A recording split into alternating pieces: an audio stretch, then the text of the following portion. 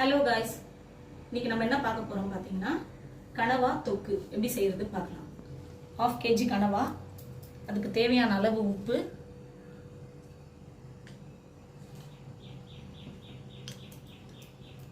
ரெண்டு ஸ்பூன் தயிர்,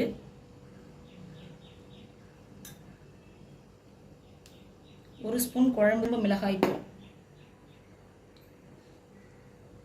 கொஞ்சமாக கார மிளகாய் தூள்,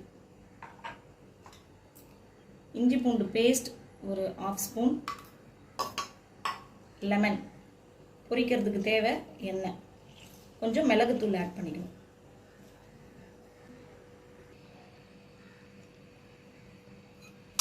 ஒரு 1/2 ஸ்பூன் அளவுக்கு மிளகுத்தூள் நல்லா மிக்ஸ் பண்ணி 1 மணி நேரம் ஊற வச்சிடணும். ஊற வச்சதுக்கப்புறம் தான் நம்ம இதை ஃப்ரை பண்ணோம். இதுக்கு ஒரு வெங்காயம் ஒரு தக்காளி கட் பண்ணி வச்சுக்கோங்க.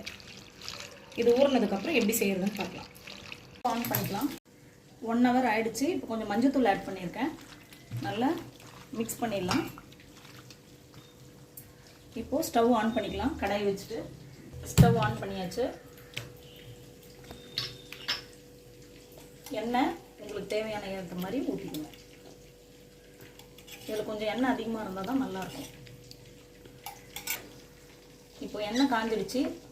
ஒரு பெரிய வெங்காயம் சின்ன சின்னதாக பொடியாக கட் பண்ணி வச்சுருக்கேன்.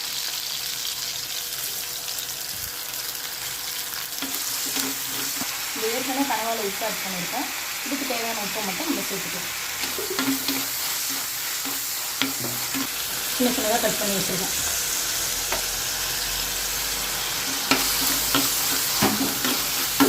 ஒரு பிடி கருவேப்பிலை நல்லா வதங்கணும். ஒரு ஸ்பூன் இஞ்சி பூண்டு பேஸ்ட்,